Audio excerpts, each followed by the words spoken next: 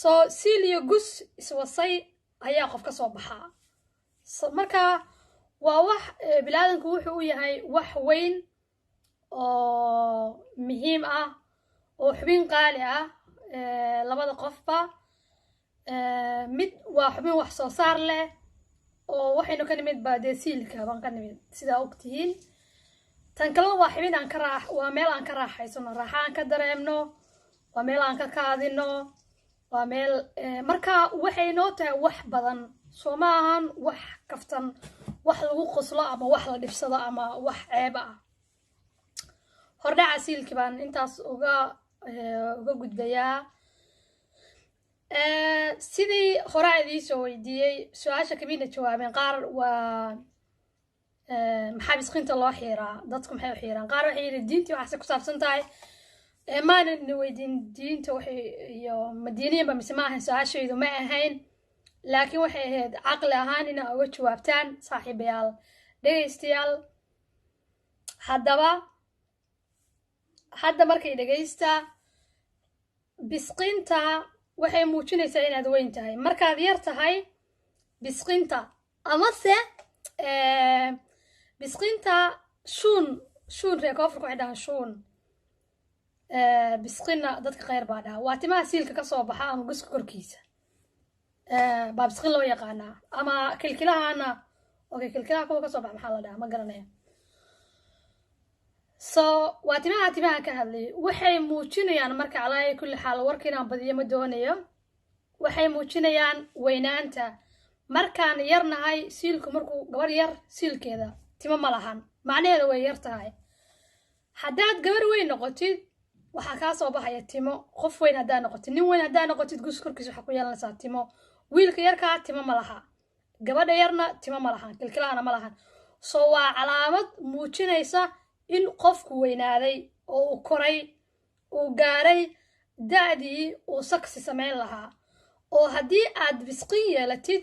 macnaheeda waxaa weeye haddaad wiil tahay oo wasmo gabar aad la samaysid uur bay yeelan kartaa gabadha ah so waa inaad og tahay inaad gabar wasmo la samaynin adoon ugu talagelin inaad ilmo dhashid oo aad ilmahaas aabbo u noqotid so waa inaad ilaalisaa guskaaga markaad saacaddaad timo isku aragtid so waa qaangaarnimada inaad kortay qof weyn noqotay ayay muujinaysaa gabadhinu sidoo kale hadday bisqin yeelato iyaduna ama timo siil ka soo baxaan waa sidaa gabar weyn bay muujinaysaa gabdhaha waxaa kaloo ku dhaca dhiig wiilasha naftirkooda kacsi iyo biyo iyo waxbaa ka yimaada soo taa waynu ognahay kuma sii dheeraanayno maantay laakiin waxay ahayd waxaan idinkaga jawaabayay su-aashii bisqinta ahayd aragtidayda iyo shuunka waxa loo xiirana dee dadku waa waxay iska barteen waxyaaba waxaa jira bini-aadanku ay barteen soo diinna ma ahan diin la-aanna ma ahan dadku badankooda way iska xiiraan waa wax aan iskala qabsanay dharka sida loo xirto garka in la xiiro oo kale soo garka naftirkiisa ragga iyo shaarbahan iyo bisqinta hoos ka soo baxda wuxuu muujinaysaa waxa la yidhaahdo in qofku weynaaday way garateen soo maahan dhammaantiin haddaba walaalayaal iska daaya markaa dhakafaarka iyo qaylada iyo waxa aad ka qabtaan mar walba markaan qoraalka soo qoro ama video aan ka hadlo waxaan oo kale qaar baa dhaha sex frustration baa kugu dhacay bla war anigu haddii aan wasmo rabo dee naagta hadalkayga aanan ka baqinba wasmo haddii aan rabo kama baqayo rag ayaa jooga waddanka ku noolahay madow iyo caddaan iyo wax walbaba leh so waa kuu doqonnima inaad dhahda sex frustration baa kugu dhacaya waxa aad soo qortid tan kale oo walaalaha ila socda daawadayaal sidaan u labisanahay anigu unbaa ka hela adiguna si kale ayaa jecesha haddaa gabar soomaaliyeed tahay marka adoon inacladin oo xagxagen iyo dhegayso qofka waa la dhegaystaa markaana hadalkiisa wixii aa kala baxday baa looga jawaabaa haddaada markaa jawaab weyna waa la iskaga tagaa laakiin caydu waa maangaabnimo waa doqonnimo waa qof waxaa tahay aan fikir dhiiban karinin sababta ayaa waxaad ka dhiganaysaa cayda ciirsi iyo hadal baad ka dhiganaysaa waxay kaloo muujinaysaa inuu qaraar ku hayo soo maradaad qabtid adaa xorola anigana maradeyda iyo madaxaygan bulbul kale oo isku waxaysan aniga uunbaa jecel inuu sidaa ii ahaado waa waxaan ka helo waan isla garana soo maaha fideoga wax yar baan uga faa'iidaysanaya waxaa jirtay gabar la dhaho maxaa la dhahaa maalin dhaweeto somaliland xamdi in la dhahaan u malaynayaa igaraa lahaa haddaa magaca qaldo roodo mise xamdi bay ahayd magacaana ahayd way iga maqan tahay intaana gabadha u gelin waxaa jirtay gabar kale oo meediyaha iyaduna wiil dhehaysa wuxuu iga qaatay ilmahaygii ayuu iga xoogay ilmaha cunugaygii buu iga qaatay marka taaban wax yar ka dhahayaa fideoga ma doonay inuu dheeraado marka taa haddaan wax yar ka dhaho fideoga intaa yartaan ugu daba dara aragtidayda aan ka dhiibto gabadhaas wiilkiiyo gabadha kee gardarnaa markaan inagu dhageystay codkeeda waxaa ila gardarnaa gabadha runtii anu garsoore miyihi laakiin waxa weeye aragtidii guud oo bulshada dhiibanaysay ayaan dhiibanaya maadaama social media la keenay gabadha iyo wiilka si qurux badan buu u hadlay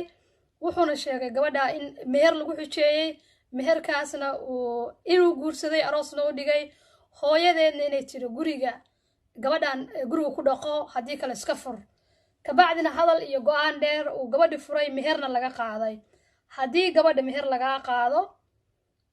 heshiiska marka hore aad gasheen gabdhaha soomaaliyeed waa inaad ogtihiin gabar walba oo guur heshiisa gasha heshiiska maanta ka jira dalka waa hal guur halkaa guurka waa guurka islaami guur loo yaqaano soo gabdhaha adinkuna raalli baa ka tihiin ragguna raalli bay ka yihiin guurka waxa weeye xaquuq badan wuxuu siinayaa ninka gabdhaha laguma qasbin gabadha waxa weeye waxay saxiixday inay qaadato lacag meher loo yaqaano waa in lagu galmoodo oo lagu waso oo lacag aad qaadatid waa sidaas oo kale weeye meherku haddii kale maba ansaxayo guurku sida la dhaho dhowr jeer baan idinku celiyay waxaan idinkugu celcelinayaana inaa fahantaan soo gabadhii qaadatay meherka oo wiilku u ogolaatay 30 gram oo dahab ah ayuu wiilku dhahayay waxaan ka hadlay wiilkii iyo gabadhii maaragtay ilmaha kala qaadanayay hadduu intuu furay xilligii markaa lacagta goormaa la siinaya gabadha lacagta khidmada farabi lagu dhaho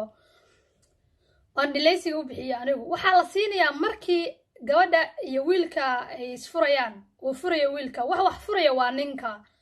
waxa lacagta bixinayana waa ninka wuxuu leeyahay wasmadayna way dhammaatay waxaana ku siinayaa lacagta aynu isku weysaynay maanta laga bilaabo cunugaasna bannaanka ayaad ka maraysaa okay wiilka soomaaliga markaa ma wuxuu jebiyey xeerka maya ma jebinin sharciga heshiiska gabadha marka hore la gasha ayaa sidaa ahaa inta la wasayo inay guriga joogto cunto iyo cabitaan iyo caafimaadkeeda wiilka soomaaliya inuu bixiyo wasmana uu ka helo kala caruurna ee u dhasho soo contractiga heshiiska guurka baa sidaa ahaa gabadhuna way gasho gabdhaha soomaaliya raalli bay ka yihiin haddii contractiga guurka uu dhammaado oo intaas la siinaya wiilku siinayay marasho iyo cuntadii iyo wax walba jiifkii iyo kiradii wax walba ay iska jiiftaay ay iska joogto guriga oo kabacdi waa inay ilmaha markaa u dhigto ilmaha hadduu dhaho ii dhig waa sidaa sharciga iyo guurka heshiiska guurka ay galeen ayaa sidaas ahaa ilmaha waxaa qaadanaya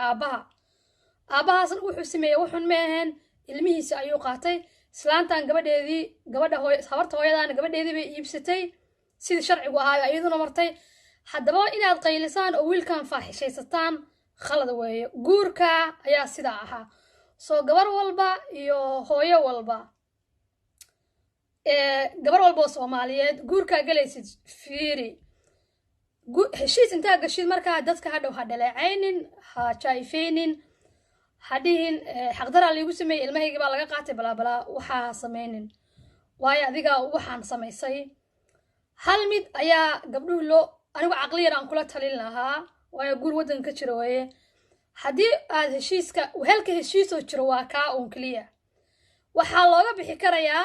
gabdhaha oo ka ololeeya gabdha ayaa baarlamaan ku jira oo dhaha guurkan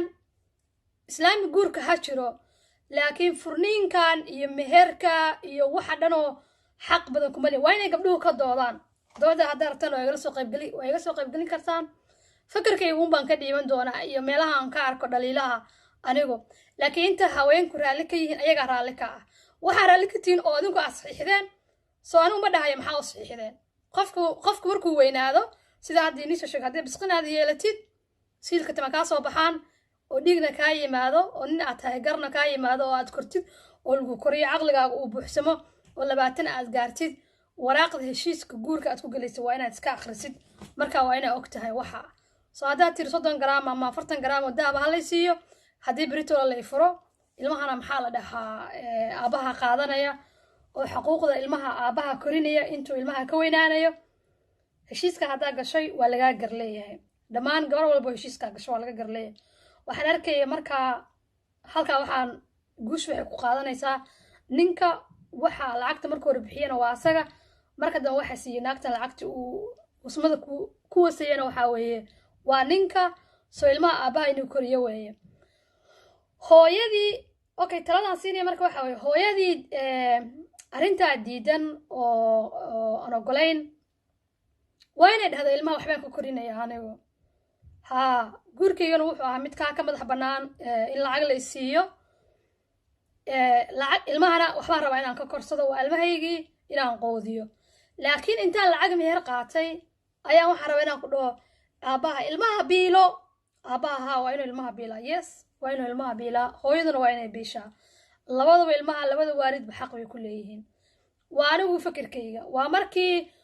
guurka hadda aan naqaano guur ahayn loo yimaado sida caqliga caadiga marka caqliga ka hadlo guurka kale ama caqliga aabaha haddii laba qof ilma dhalaan labadaa qof aa mas-uul ka ah waan isla garanay soo maaha labadaa qof ayaa mas-uuliyadda guurka qaadaya laakiin guurkan kale waa guur kaloo waale ah inantii booliiska baan kusoo gabagabeynayaa boolisku la dhahay waxbay ku dhufteen inantaa naftirkeeda horta gabadha haddii la dila waan ka xumahay dadku waxa fiican arrimaha sharciga in loo hoggaansamo booliskuna waxaa fiican inayna ku xadgudbin dadka ay waardiyeynayaan oo muwaadiniinta oo ayna garaacinin oosa dhibaataynin haddaba laakiin waxaan kula dardaarmi lahaa dhammaan muwaadiniinta Soomaaliyeed dadku wada Soomaaliya ku hadlaan oo cid kale lama hadlo dadka Soomaaliyeed bay fahmayeen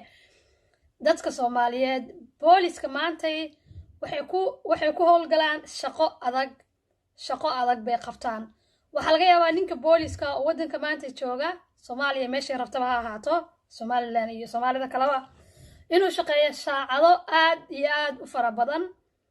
oo saacadihii loogu talagalay u daalanyahay qofka wadanku waa kulayl waxa la siiyaa lacag aad u yar ni qofka iska xanaaqsan hadaad ku jaqjaqdhahdid waxa laga yaabaa xabad inuu sanka ka galiyo halis baad ugu jirtaa waa boolis aan xaq badan xaquuqdiisa la ilaalinin wadanka dhaqaalihiisa sidaas kaga yar saacado badan buu idin shaqeynayaa wuxuu sugayaa amnigiinii adinkoo hurudaan wuxuu kaloo sugayaa amnigiinii adinkoo soo jeedaan wuxuu ilaalinayaa kuwa wax dila wuxuu kaloo ilaaliyaa boolisku kuwa wax dhacaya iyo kuwa dhibaatooyinka iyo kufsiga geysanaya wuxuu kaloo ilaalinayaa kuwa maaragtay dhibaato walba xilliga hurdid iyo xilliga soo jeedid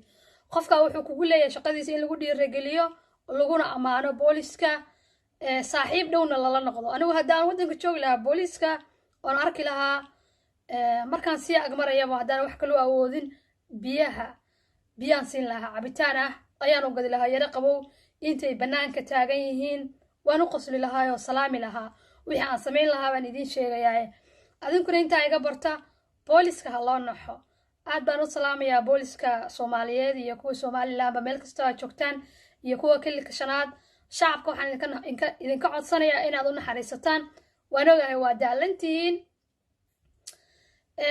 mishaarkiina idinku yar caruur baa idin sugaysa xaasaskiina baad ka maqan tihiin ilmihiina saacado badan ma aragtaan waxaad u shaqaynaysaan dalka weeye waxaad sugaysaan waa nabadda shacabka iyo amniga waan idinkaga mahad celinayaa waxaad mudantihiin in laydin ammaano laydin dalacsiiyo laydin dhibiriyo aan laydin dhaleecayn laydin fadeexeena gabadha laftirkeeda kolay way xanaaqday waa gabar muwaadinada gabadha marka raaligelin hala siiyo haloo naxariistana laakiin shacabka waxaan dhihi lahaa dhammaan gabdhaha iyo hooyooyinka booliska haloo naxariisto dhammaan ciidankeenaba haloo naxariisto afrikiiska jooga hala wada shaqeeyaan la noqon dad cadow shacab cadowa iyo boolis cadowa ama ciidan cadowa iyo dad maaragtay cadow isku ah oo isnacab inay noqdaan uma fiicna dowladaha Soomaaliya waa anigoo ka hadhiina intaas baan idin leeyahay waa fikirkayga iyo aragtidayda haddayse ku cajabinin adal dhima lahan wixii fikira commenti baad ka bixin kartaa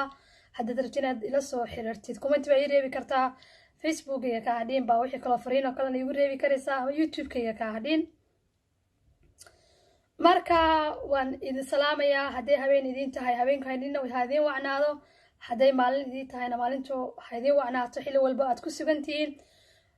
guntiga gabagabadii waan soo gabagabeeyaa koroonaha waddan ku faafaya walaalayaal kala fogaada cimri dheer baan ilaahay idinkaga baryay ilaahay baad aaminsan tihiin eebaweyne ha idin dheereeya cimrigiina laakiin dadaala oo ka dheeraada inaad xanuunka isqaadsiisaan xanuunku waa halis runtii marka intaas sameeya way fiican tahay inaad kala fogaataan intaas baan idinkugu darayaa haddaadan rukun ka ahayn ka hadhiin youtube-kada rukun ka noqo soo dhawo walaal qalbi furan iyo walaaltinimo kusoo dhawo su-aal way weydiin kartaa qof caadiya ayaan iska ahay waa laga yaabaa inaan aragtida ku kala duwanahay laakiin luuqadda iyo midabka iyo wax badan baan ka wadaagnaa marka habeen wanaagsan